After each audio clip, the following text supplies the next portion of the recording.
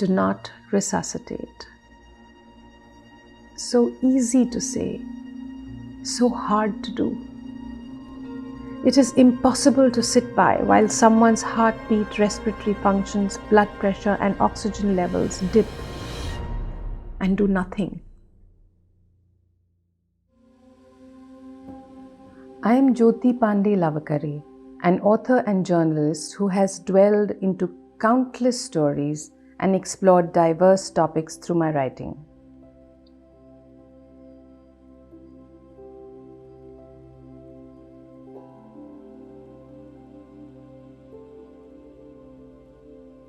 However, I am writing this to narrate the story that unfolded within the borders of my own life.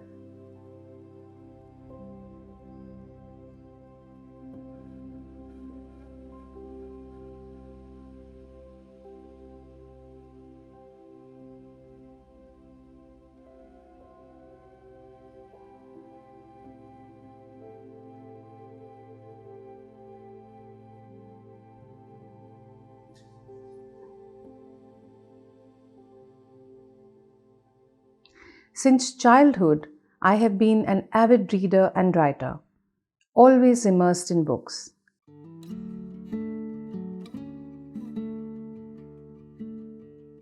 Numerous authors have left their mark on me. But one American author that I particularly enjoy reading is Cheryl Strayed. I appreciate the way she delves into human emotions without being emotionally overwhelming.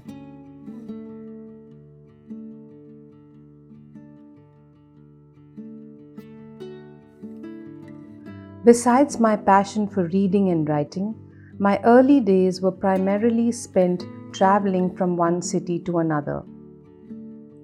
My father, a civil servant, led us to different cities, mainly shuttling between Bombay, Delhi, and Meerut, which also happens to be my mother's hometown.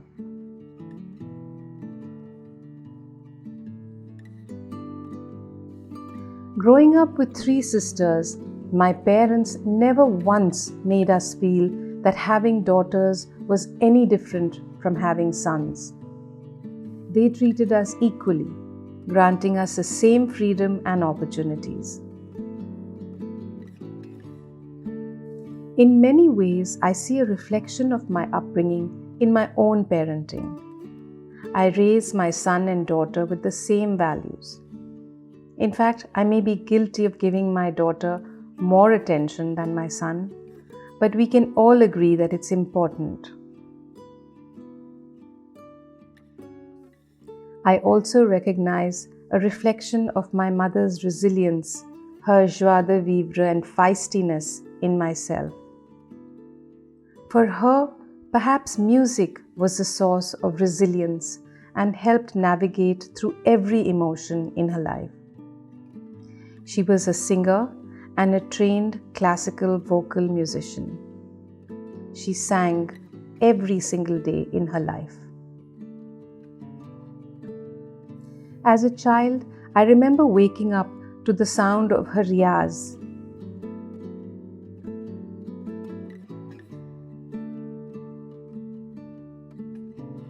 Music was truly her essence, as described by my father, who unexpectedly fell in love with his arranged marriage bride, snared by impossibly black hair and her magical voice.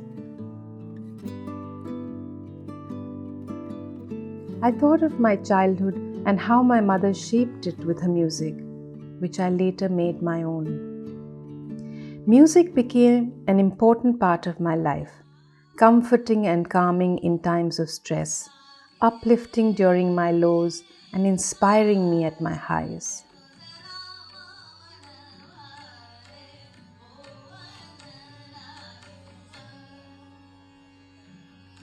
A concert by Shruti Sadulikar celebrating spring used to be her favorite. This time, I had to attend the concert without her, wearing her sari. I feel her presence when I wipe away surreptitious tears with her pallu. I remember how a year ago we sat right here for a concert of morning ragas. I sat here thinking how she lived her life with a smile on her face and melody in her heart. But her biggest ordeal took away the one thing she loved the most, her music. It left her gasping for air.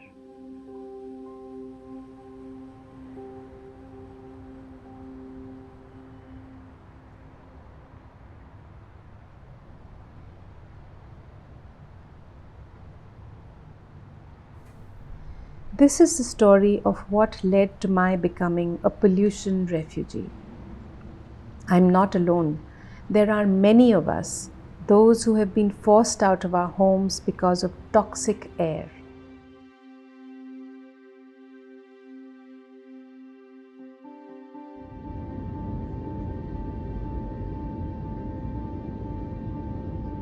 I keep returning to my home city, an area of morbidity and mortality, a city that also happens to be the capital of India.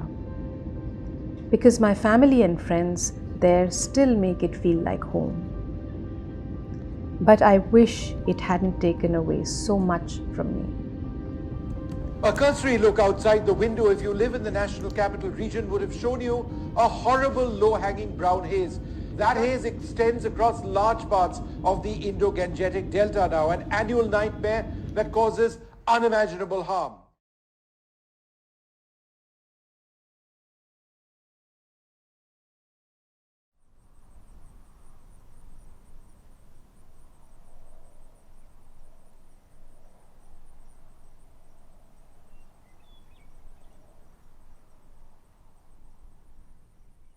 I share a love-hate relationship with Delhi.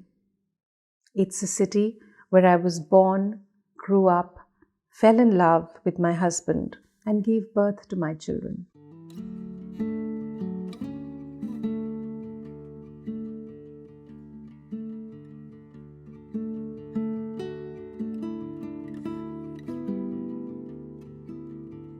I also spent several years working as a journalist here. There are so many things I love about the city.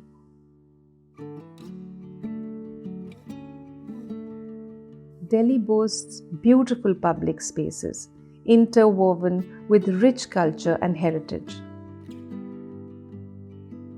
I love the fact that the city is a home to people from every walk of life, whether they are migrants from remote Indian villages or expats from lands far away.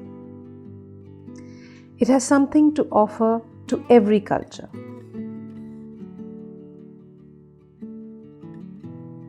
I used to love Delhi's bright winter sunshine, its crisp, cool mornings. I spent my childhood having picnics under blue skies, climbing every tree in Chanakyapuri and rolling down the greens of public parks. A few years after my children were born, my husband's job required him to move to the US. We left the city that was home to me, relocating abroad with my husband and kids to the beautiful suburbs of California. We lived in a small town called Palo Alto, which had the purest sunshine and crystal clear blue skies. Life in Palo Alto was great. My children loved growing up there. However, they were becoming more American than Indian. As parents, we always wanted our children to understand, feel, and respect their heritage. We wanted them to immersively learn about their culture, spend authentic time with their grandparents, and get familiar with their roots. We made an active choice to move back.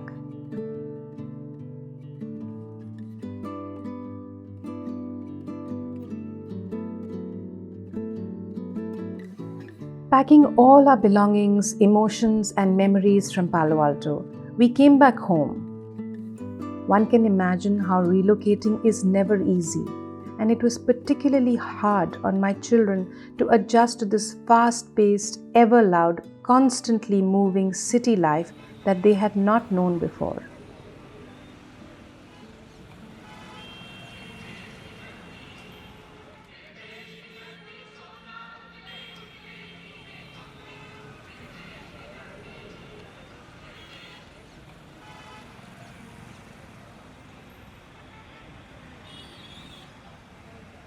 It was challenging even for me, as I felt it wasn't the Delhi that I had left some years ago. Too much had changed.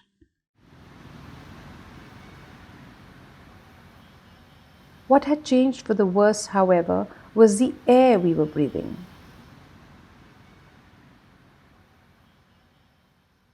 Unfortunately, very few people were talking about the air at that time because the government was sharing AQI data in a way that we could not understand or access. As a journalist and a mother concerned about her children's health, I began educating myself and writing about the persistent air pollution. I spoke to concerned mothers, school teachers, and students at parent-teacher meetings and seminars. That is when some of us got the idea to run a program for high school children to teach them more about air pollution in a more in-depth way. We had many experts and volunteers collaborating with us, and that is how Care for Air was born in 2014.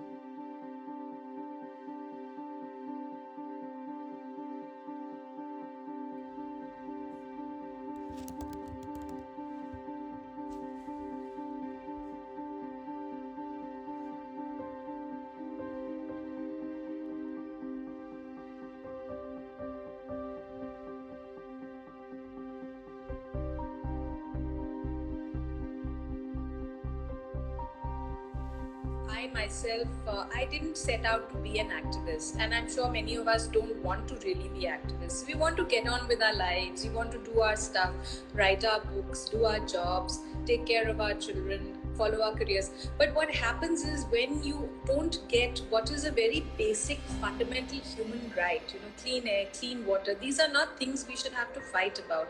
These are things we should just have. By 2015, when expats posted in India began realizing that pollution levels in Delhi were much higher than even Beijing, there was a mini exodus.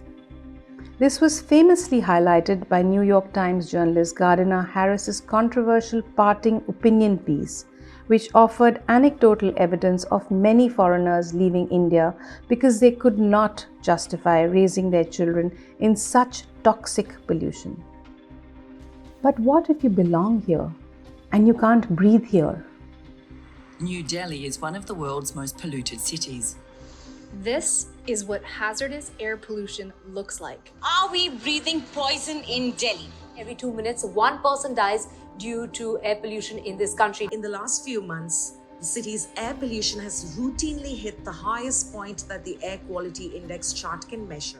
Thanks to the internet, we were now using public health data and research available in the public domain to actively raise awareness about the severity of air pollution, not knowing that the reality of it would strike me in the most unimaginable way.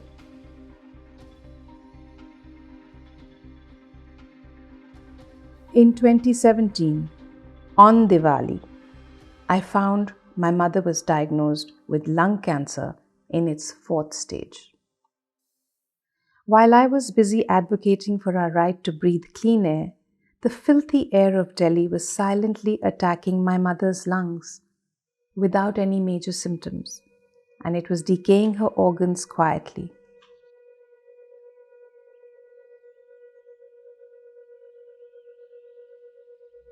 I was not ready to tell her about it.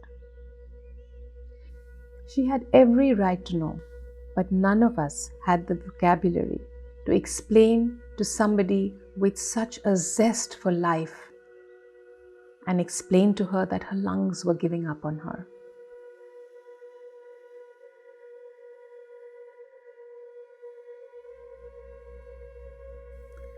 On the day of her final diagnosis, I remember being in an elevator with a pulmonologist, and I asked him, "Why her? She didn't even have any symptoms, doctor." To which he replied, "Aren't you the one who is researching air pollution? You said she lived in North India all her life and was breathing this foul air." I felt a slow burning anger grow inside me. when pulmonologists and other doctors attending to my mother mentioned that it was the air pollution that had most likely triggered her lung disease. How could they be so casual? And if this was such common knowledge, why weren't there more warnings and alerts as with other public health emergencies?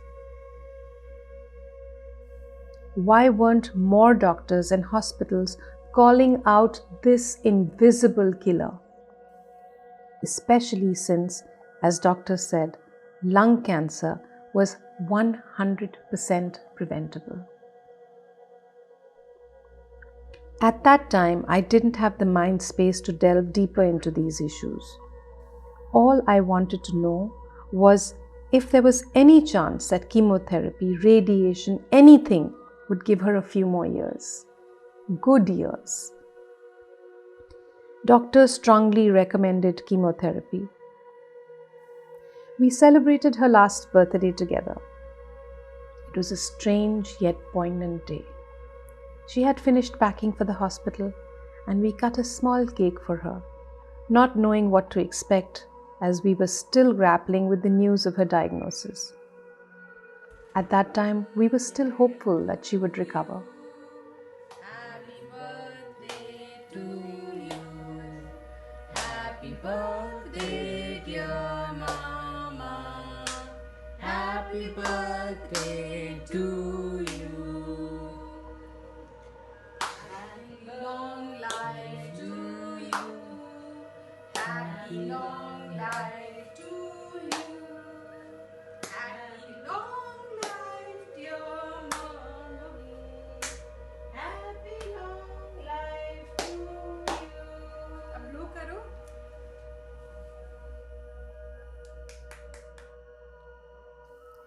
Chemotherapy involved injecting her body with a cocktail of toxic chemicals that should have killed the cancer cells and left my mother unharmed. But unfortunately, what happened was the reverse. A couple of days after it dripped into her body, she took an unexpected turn for the worse and was rushed into the ICU at 2 a.m. I was the only one with her at that time. She looked at me, her eyes dazed, her face swollen, her hair damp with sweat and other body fluids, and asked for my father. That was the last time I saw her without a BiPAP mask.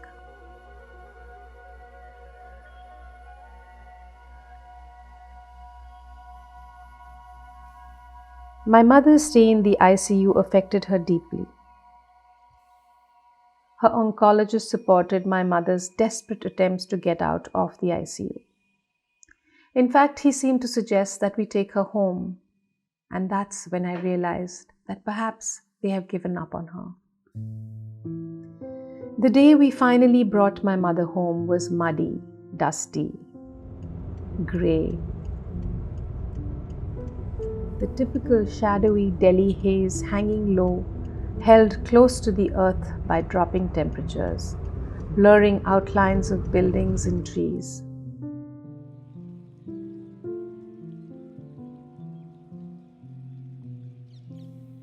I didn't know it then, but this was the last journey that she would take with me alive.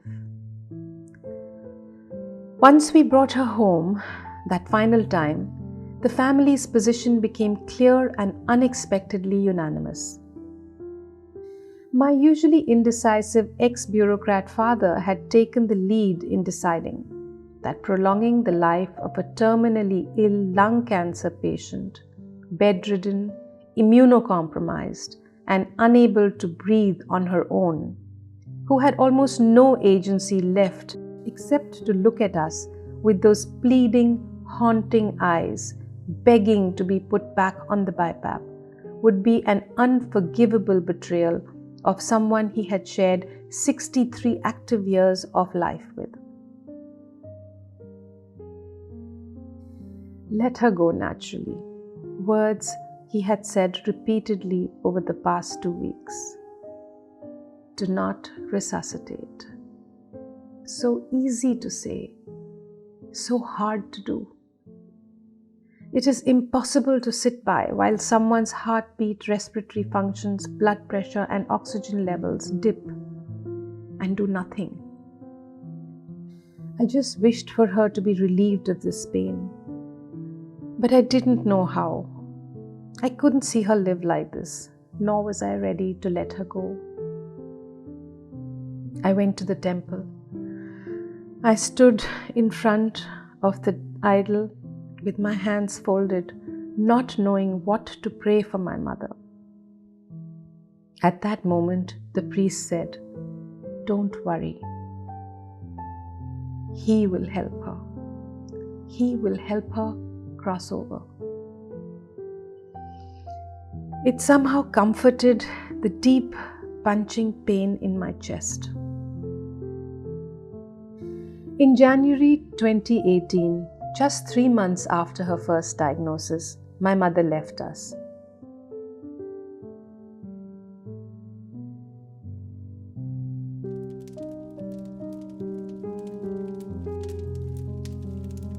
Between the heaviness of grief and the lightness of the feeling of relief that she was no longer suffering, I was swinging like a pendulum.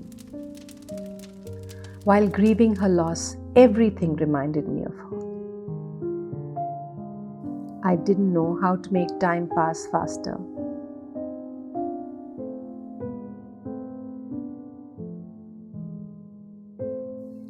How much of those who we love and lose should we keep to ourselves, and how much should we let go?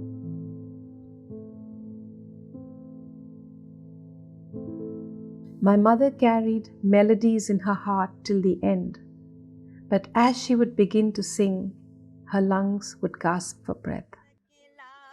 लाल कर दे हो श्यामल रंग को लाल कर दे हो.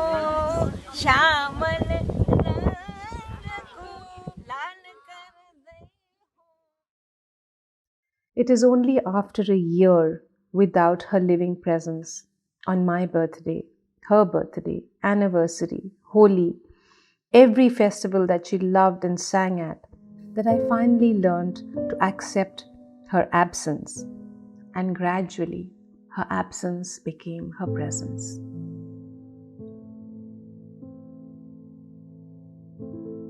But to this day, all I can think is that if my parents hadn't settled down in Delhi in North India, my mother may have had the chance to live a little longer. Even though the rational part of me knows that there is no guarantee of that, and that I can now never prove it. As many deniers say, it isn't as if her death certificate named air pollution as her killer. In Delhi today, we are all smokers from our first breath, whether we've ever held a cigarette in our hands or not. We all have smokers' lungs.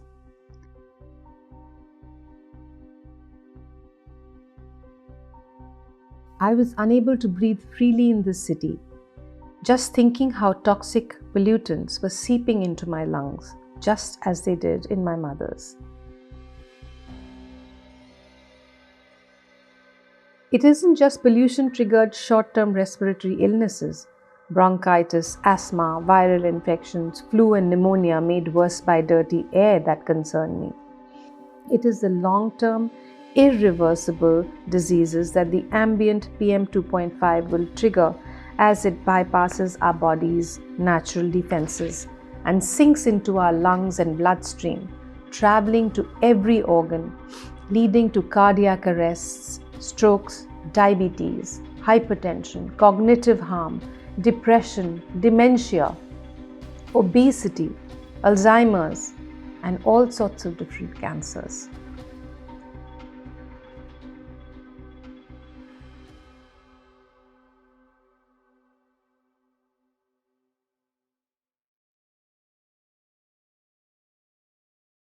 I was becoming hopeless by each passing day, hopeless of the authorities, politicians, and government officials who are used to trotting out the same old, useless, ineffective arsenal of excuses and red herrings that they fall back on.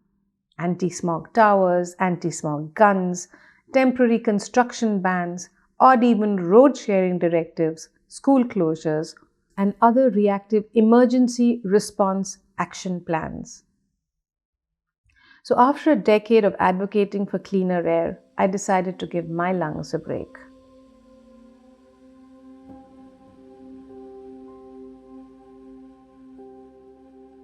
I began escaping the peak pollution season, the Delhi winters, by migrating to cleaner cities. But how far could I go? If we don't do anything to clean the air, all our cities will end up this way. Where do we run to? It's a race to become the worst city to live in. Air pollution in India kills nearly 1.7 million people each year. COVID killed less than 1/3 of that number in just 1 year.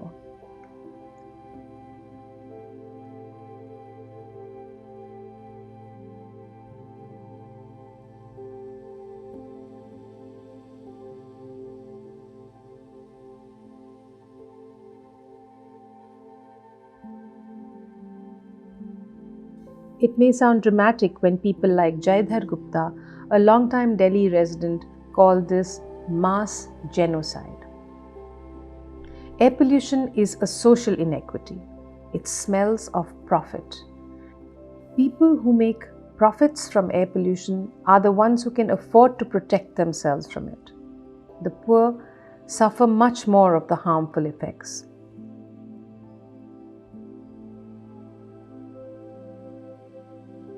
As Gus Speth, advisor to two former US presidents, articulated very succinctly, I used to think the top environmental problems were biodiversity loss, ecosystem collapse, and climate change. I thought with 30 years of good science, we could address those problems. But I was wrong. The top environmental problems are selfishness, greed, and apathy. And to deal with those, we need a spiritual and cultural transformation. And we, lawyers and scientists, don't know how to do that. And selfishness, greed, and apathy is harder to get rid of than air pollution.